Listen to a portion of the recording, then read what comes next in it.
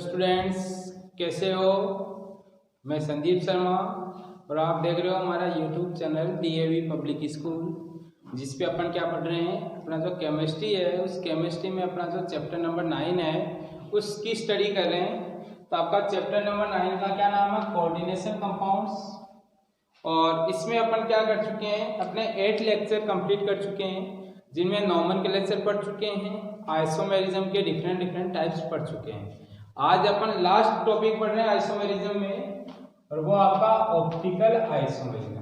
यानी आज की क्लास में आपका आइसोमेरिज्म का जो टॉपिक है वो भी कंप्लीट हो जाएगा। तो अपना ऑप्टिकल आइसोमेरिज्म में अपन अगर स्टडी करें तो आपके पास सबसे पहले तो आता है कि ऑप्टिकल आइसोमर्स होते क्या है। तो ऑप्टिकल आइसोमर्स अपन उनको कहते हैं जिनको अगर मिरर में अपन उनका मिरर इमेज बनाएं, यानी ये कोई एक कंपाउंड लिया और इस कंपाउंड के सामने अपन ने ये कोई मिरर रखा और इस मिरर के में आपके पास क्या हुआ कि इसका ये इमेज बना, मिरर इमेज आपके पास ये।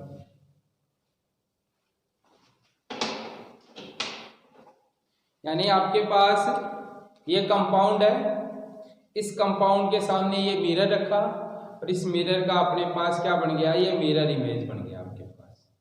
तो यानी कि ये दोनों में क्या रिलेशनशिप है, दोनों एक दूसरे की क्या है, इमेज है।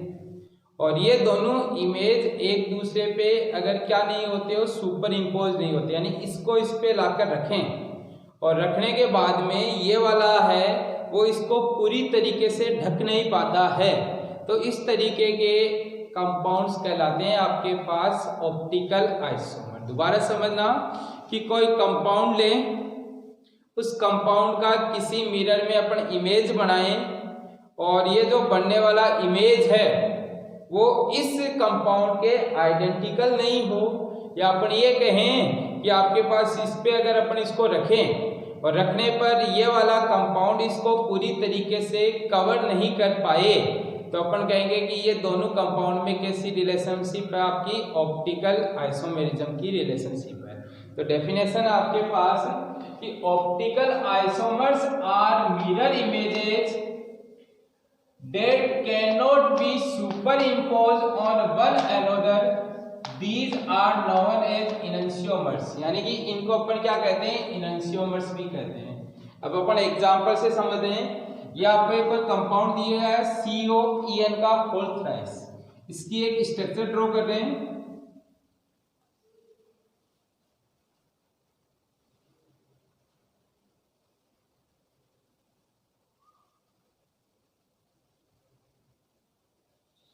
ये आपके पास एक ऑक्ट्राहेड्रल कॉम्प्लेक्स है जिसमें आपका बाइडेंटेड लिगेंड प्रेजेंट है, जिसमें आपके पास EN ने दो तो ये बॉन्ड बनाए, दो बॉन्ड इसने ये बनाए और दो बॉन्ड इसने यहाँ ये बनाए। तो इस तरीके से अगर आप देखोगे तो ये कोई कंपाउंड है आपके पास COEN का होल थ्राइस, इसकी ये स्ट्रक्चर बन गई आपके पास। अब अगर आप इस स्ट्रक्चर के सामने या इस कंपाउंड के सामने आपने क्या रखा, एक मिरर रखा, यानी कि ये मैंने कोई मिरर रख दिया, ये आपका मिरर है।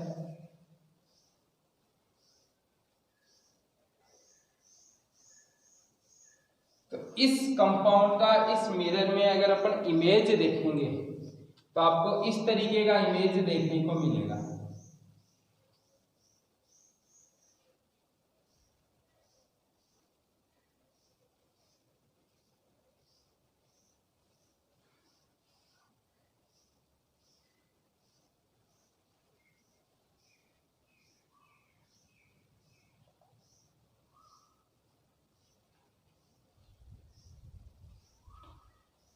दोनों में क्या रिलेशनशिप दिख रही है कि इसका ये वाला पार्ट तो इधर हो गया और ये वाला जो पार्ट था वो इधर आ गया। अब अगर आप इसको उठा के अगर इस पे रखो और देखोगे कि दोनों एक दूसरे पे क्या नहीं होते, सुपर इम्पोज नहीं होते। तो जो कंपाउंड एक दूसरे पर या जिनके मिरर इमेज एक दूसरे पर सुपर इम्पोज नहीं होते हैं उनको कहते हैं अपन ऑप्टिकल आइसोमर, और इन्हीं का एक और नाम होता है इनैंशियोमर्स आपके पास। तो बच्चों जब भी अगर आपके पास ऑप्टिकल आइसोमेरिज्म नाम का शब्द आ जाए तो दिमाग में आपके पास एक पॉइंट आना चाहिए कि आपके पास जो कंपाउंड होगा उस कंपाउंड का क्या करना है, आपको इमेज बनाना है। कैसा? Mirror image. और उस मिरर इमेज को इनिशियल कंपाउंड से कंपेयर करना है। कंपेयर करके देखना है कि अगर आपका कंपाउंड है वो एक दूसरे पे क्या होता है, वो सुपर इम्पोज हो जाता है, तब तो कहेंगे अपन कि उसका क्या है, आपके पास ऑप्टिकल आइसोमेरिज्म प्रेजेंट है। ऐसे ही मैं आपको एक कंपाउंड बना के दे रहा हूं। अब उस कंपाउंड को आप देखो, CO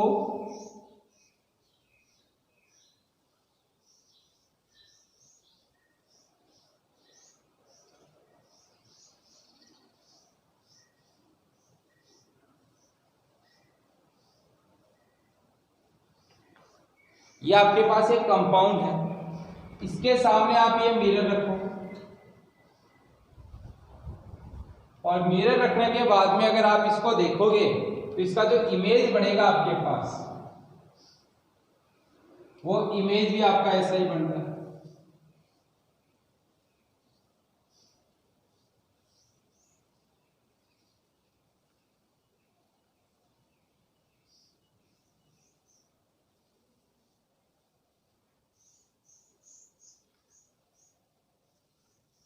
देखो अब इन दोनों में क्या है कि आप जब इसको उठा के इस पे रखोगे तो ये दोनों एक दूसरे को क्या कर लेंगे, कवर कर लेंगे। तो कवर कर लेंगे तो आप ये कहोगे कि इनके मिरर इमेज एक दूसरे पे क्या हो रहे हैं, सुपर इम्पोज हो रहे हैं। यानी कि इसमें आपकी जो ऑप्टिकल आइसोमेरिज्म है वो आपको क्या मिलेगी, एब्सेंट मिलेगी। और यहां अगर देखोगे तो यहाँ आपके पास ऑप्टिकल आइसोमेरिज्म क्या है, प्रेजेंट है। तो आप ये कह सकते हो कि ऐसे कंपाउंड जिनके मिरर इमेज एक दूसरे पर सुपर इम्पोज नहीं होते हैं उनको कहते हैं ऑप्टिकल आइसोमर, और जिनके मिरर इमेज एक दूसरे पे सुपर इम्पोज हो जाते हैं तो अपन कहेंगे कि उनमें ऑप्टिकल आइसोमेरिज्म क्या है, आपकी एब्सेंट है आपके पास। तो ध्यान रखना कि आपके पास ये एक तो ये कंपाउंड है और एक ये कंपाउंड है। इन दोनों कंपाउंड की अगर अपन बात करें तो आपके पास क्या देखने को मिल रहा है कि अगर आपके पास इस कंपाउंड की या आपके पास इस कंपाउंड की बात की जाए आपके पास, तो दोनों में क्या हो रहा है, सेंट्रल मेटल एटम चेंज हो रहा है, बाकी आपके पास क्या है, स्ट्रक्चर सेम आपके पास। तो अगर किसी कंपाउंड की ऐसी स्ट्रक्चर है तो कहेंगे ऑप्टिकल आइसोमेरिज्म उसमें क्या एब्सेंट है। यही अगर मैं आपके पास इसकी स्ट्रक्चर इस तरीके से ड्रॉ करूं, जैसे आपके पास ये है PT और इसकी स्ट्रक्चर मैंने इस तरीके से ड्रॉ की,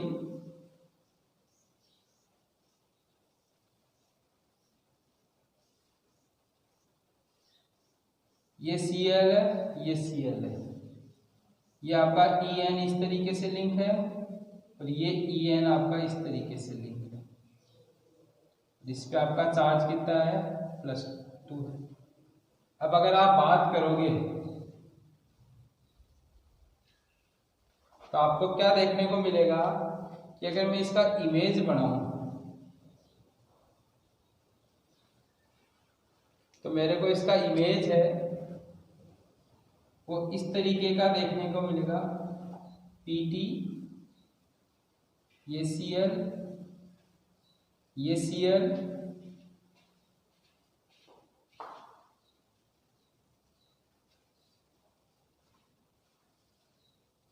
ये आपका En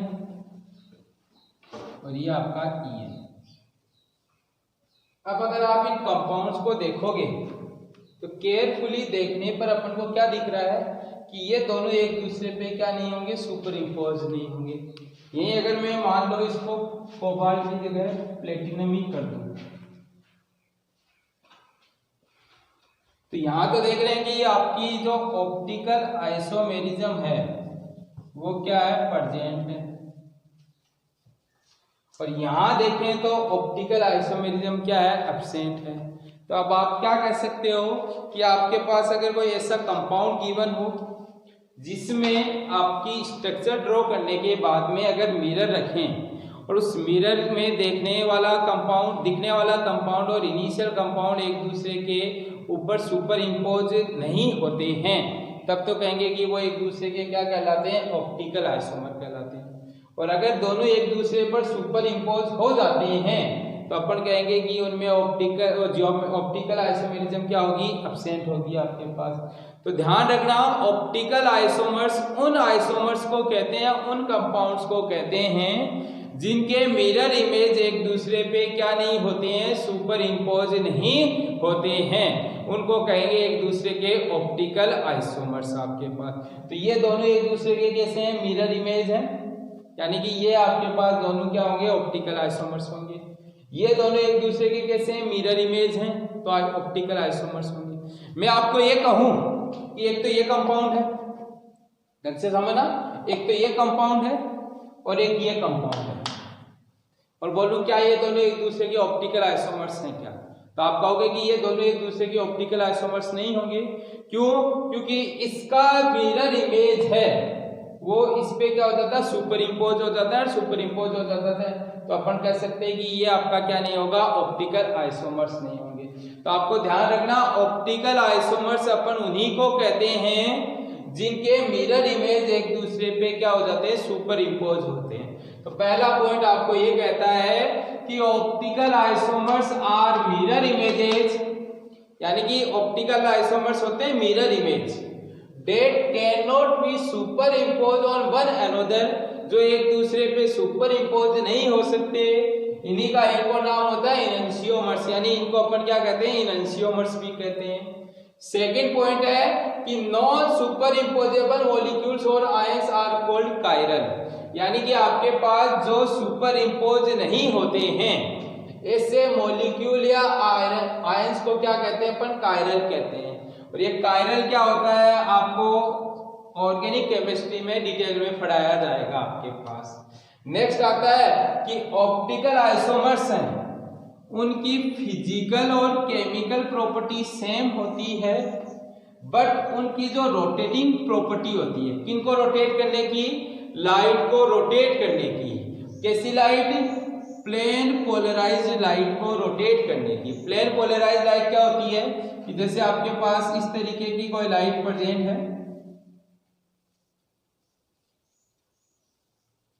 अब ये जो एरो के साइन है वो आपके पास ऐसे भी रोटेट हो सकते हैं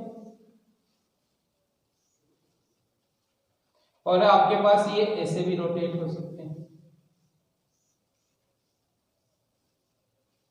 देखो ढंग से समझना, ये आपकी है प्लेन पोलराइज्ड लाइट,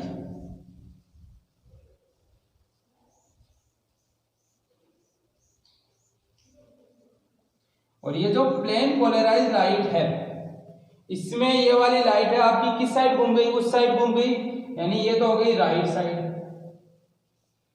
और ये वाली जो लाइट है वो इसके रेस्पेक्ट में क्या हुई, इस साइड घूमी, यानी कि इसको कहेंगे लेफ्ट साइड।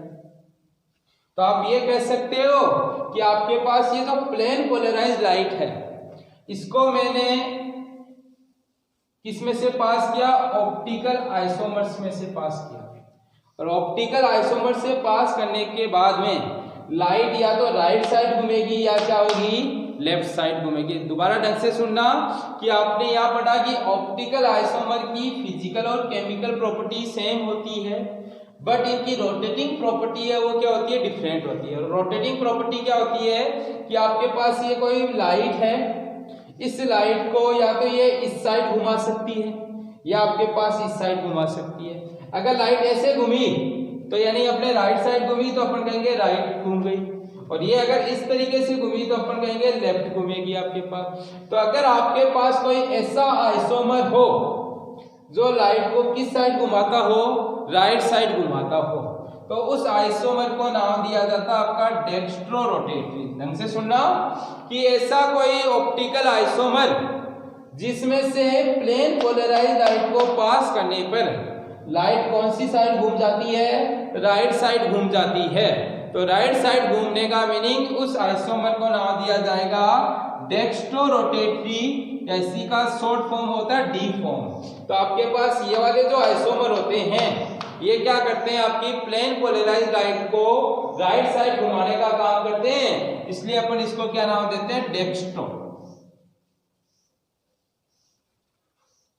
दूसरा आता है कि अगर किसी प्लेन पोलराइज लाइट को ऑप्टिकल आइसोमर्स में से पास करने पर, अगर आपके पास किस साइड घूमी लाइट, इस साइड घूमी, तो ये ऑप्टिकल आइसोमर कहलाएगा डी। अगर मैंने लाइट को पास किया और लाइट को पास करने के बाद में प्लेन पोलराइज लाइट कौन सी साइड घूम गई, लेफ्ट साइड घूम गई, तो इस तरीके के आइसोमर्स को नाम दिया जाता है एल फॉर्म, या शॉर्ट में कह सकते हो लिवियो रोटेटरी आइसोमर। तो ध्यान रखना कि जो ऑप्टिकल आइसोमर्स हैं वो दो तरीके के होते हैं।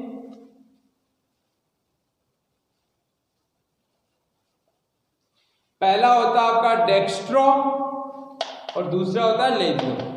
डेक्स्ट्रो अपन उसको कहते हैं जो प्लेन पोलराइज लाइट को किस साइड घुमा देता है, राइट साइड घुमा देता है।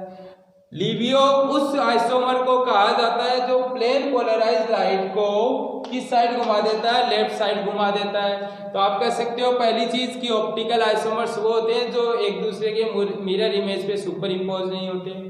दूसरा आप ये कह सकते हो कि जो ऑप्टिकल आइसोमर्स हैं जो नॉन सुपर इम्पोजेबल होते हैं उनको अपन क्या मॉलिक्यूल्स को कायरल मॉलिक्यूल का नाम भी देते हैं।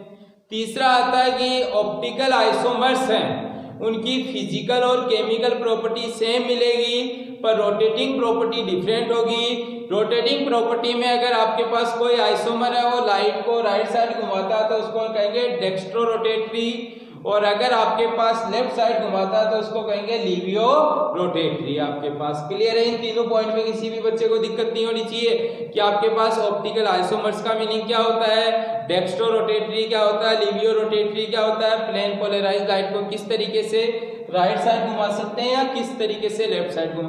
ये लाइट थी, ये अगर इस साइड घूम गई तो अपन कहेंगे कि राइट साइड घूम गई, अगर लाइट ऐसे घूम गई तो अपन कहेंगे लेफ्ट साइड घूम गई आपके पास। नेक्स्ट आपके पास एक और पॉइंट आता है कि इस तरीके की आइसोमेरिज्म किनमें सबसे ज्यादा देखने को मिलती है, ऑक्टाहेड्रल कॉम्प्लेक्स में, जिनमें आपके पास क्या होते हैं बाइडेंटेड लिगेंड प्रेजेंट होते हैं।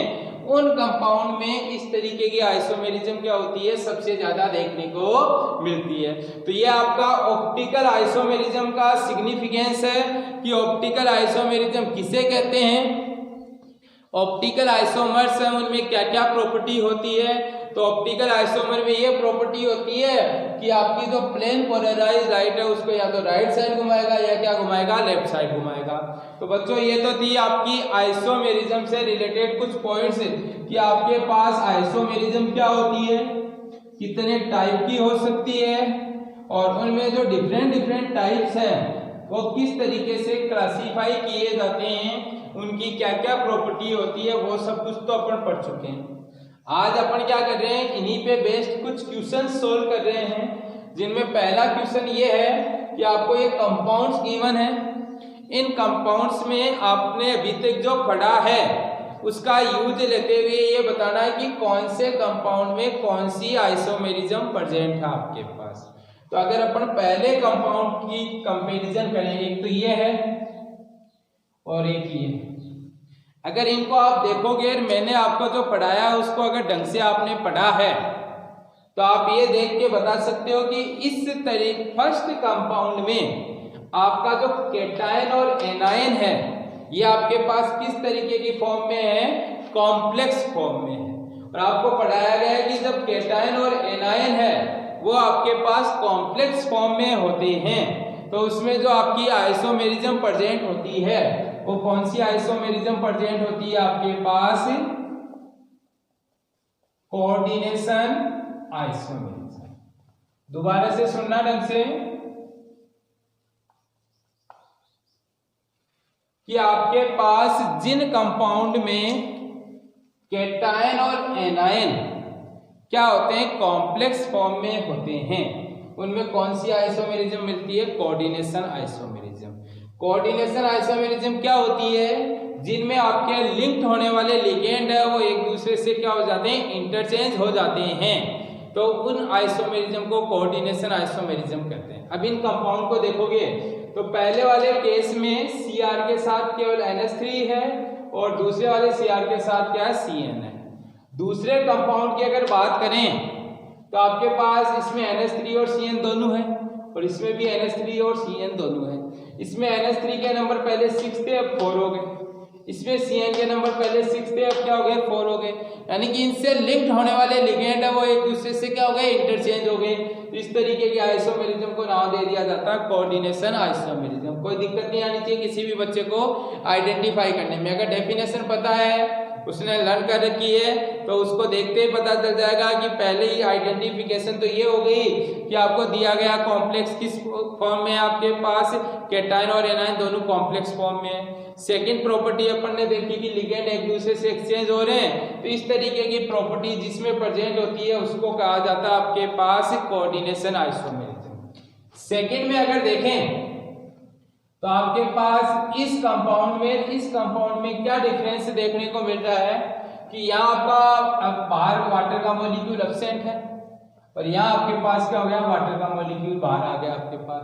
तो आप ये कह सकते हो कि ये वाली जो आइसोमेरिज्म है इसमें आपके पास वाटर मॉलिक्यूल्स है वो क्या हो गए, आपके पास चेंज हो गए। और चेंज हो गए तो इस तरीके की आइसोमेरिज्म को पढ़ के आए अपन हाइड्रेशन आइसोमेरिज्म, या इसी को हाइड्रेट आइसोमेरिज्म का नाम भी दे सकते हो, या इसी को आप सॉल्वेट आइसोमेरिज्म का नाम भी दे सकते हो। तीसरे कंपाउंड की अगर आप बात करोगे तो तीसरे कंपाउंड में आपको देखने को मिल रहा है कि पहले वाले में आपका Cl आयन मिल रहा है और दूसरे वाले में आपके पास क्या मिल रहा है, आउटसाइड है वो Br आयन मिल रहा है। यानी कि जो आयोनाइजेशन स्पेयर है इसमें आपको Cl आयन मिलेगा और इसमें Br मिलेगा। तो आप कह सकते हो कि जब आयन चेंज होते हैं तो आपकी जो आइसोमेरिज्म चेंज होगी उस आइसोमेरिज्म को नाम दिया जाता है आयोनाइजेशन आइसोमेरिज्म आपके पास। नेक्स्ट अगर आप देखोगे तो इस कंपाउंड में NO2 है और इस कंपाउंड में आपके पास क्या है, ONO है।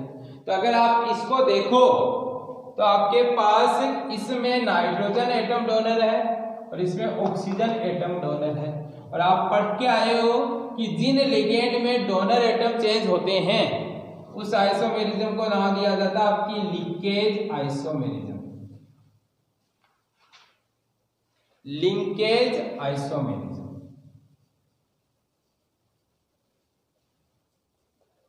तो इस तरीके से आपके पास फर्स्ट पैटर्न तो वही है कि आइसोमेरिज्म का नाम दे देगा और बोलेगा कि गिवन कंपाउंड में आइसोमेरिज्म आइडेंटिफाई करो। दूसरे में आपको क्या कहेगा कि आपके पास इस तरीके से कंपाउंड दे देगा और बोलेगा कि आपके पास जो आइसोमेरिज्म है वो कौन से कंपाउंड में कौन सी आइसोमेरिज्म है।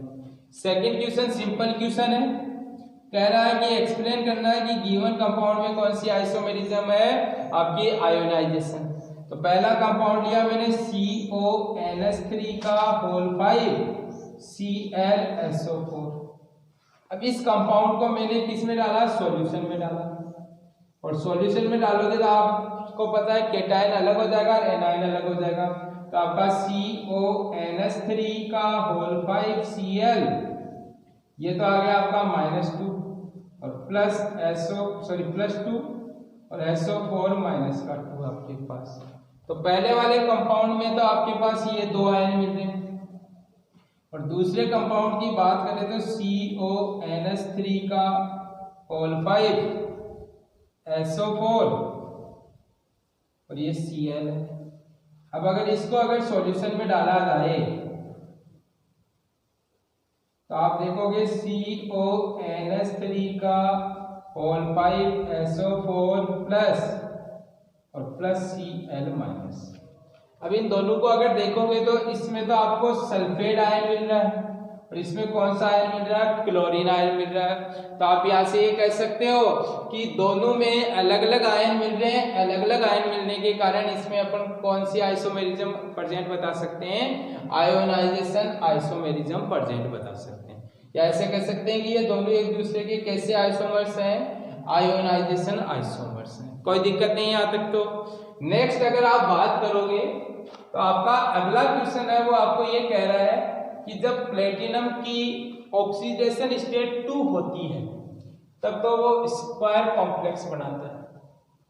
और जब उसकी ऑक्सीडेशन स्टेट 4 होती है तब आपके पास ऑक्टाहेड्रल कॉम्प्लेक्स बनाता है। तो आपको बताना है कि ये जो कंपाउंड्स हैं इनमें कंपाउंड्स में स्ट्रक्चर के बेसिस पे बताना है कि इनमें ज्योमेट्रिकल आइसोमेरिज्म प्रेजेंट है या नहीं है।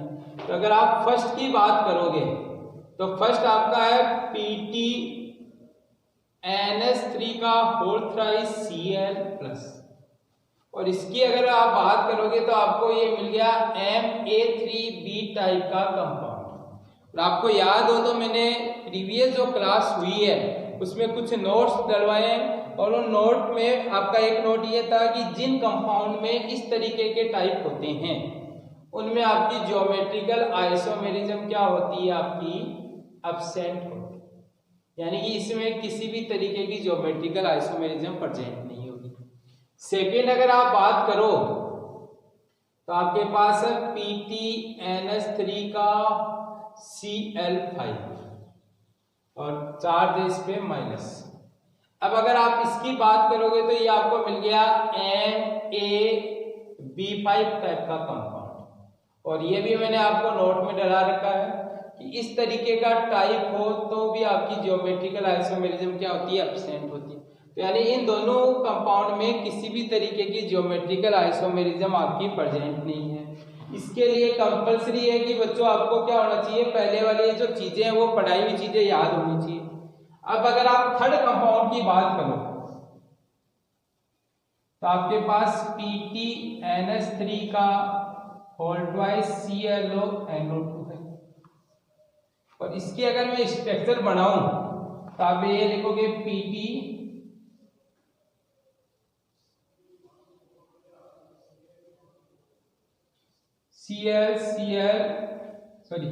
ClNO2 NH3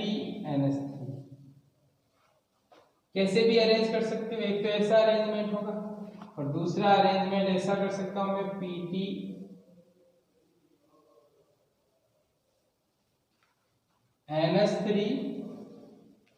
NO2 NH3 और Cl। अब देखो कुछ मैंने पढ़ाया ज्योमेट्रिकल आइसोमेरिज्म में कि जब सेम लिगेंड एक तरफ होते हैं तो अपन कहते हैं सिस, और जब अपोजिट होते हैं तो उसको नाम देते हैं ट्रांस। ये किस में पढ़ ली अपन ने, स्क्वायर कॉम्प्लेक्स में पढ़ ली। नेक्स्ट अगर आपका फोर्थ कंपाउंड देखोगे तो आपको गिवन है PtNH3 का होल 4 ClBr+2।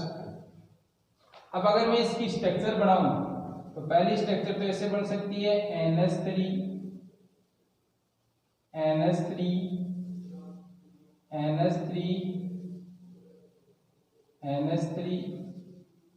Cl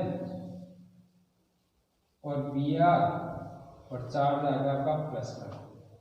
और सेकेंड स्ट्रक्चर अपन ऐसे भी बना सकते हैं PtNH3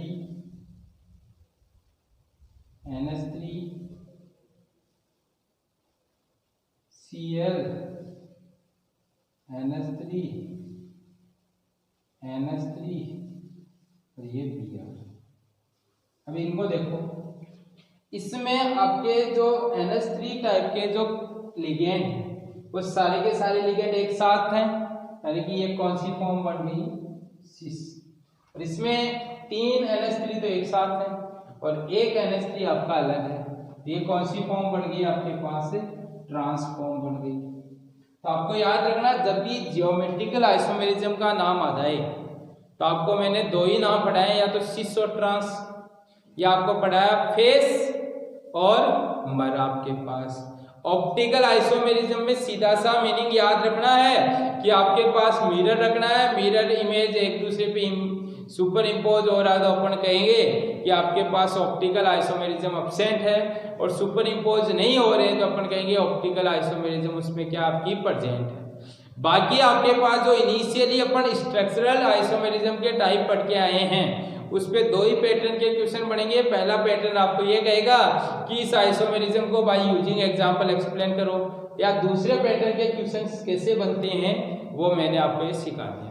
तो बच्चों ये था आपका आइसोमेरिज्म का पॉइंट कि आइसोमेरिज्म क्या होती है, कितने टाइप की हो सकती है। कमेंट सेक्शन में कमेंट करके मेरे को जरूर बताइए कि आपको ये जो टॉपिक पढ़ाया जा रहा है वो आप समझ रहे हो या नहीं समझ रहे हो। इसके बेसिस पे आप अपने क्वेश्चंस सॉल्व कर पा रहे हो या नहीं कर पा रहे हो। अगर किसी भी बच्चे को कैसी भी प्रॉब्लम आ रही है तो वो कमेंट सेक्शन में कमेंट करके ज़रूर बताइए, और वीडियो को देखने के बाद में उस वीडियो को लाइक करना ना भूले। बच्चों आपका एक लाइक है वो हमें मोटिवेट करेगा वीडियो को और अच्छा बनाने के लिए। तो इसलिए मेरा आपसे निवेदन है कि आप वीडियो को जितना ज़्यादा से ज़्यादा हो सके लाइक कीजिए और शेयर कीजिए, और आप कमेंट सेक्शन में कमेंट करके ये भी बताइए कि आपको पढ़ाया हुआ कितना समझ में आ रहा है। अगर आपको कहीं प्रॉब्लम आ रही है तो कहाँ प्रॉब्लम आ रही है, ताकि उसको क्या किया जा सकता है, दूर किया जा सकता है। Thank you.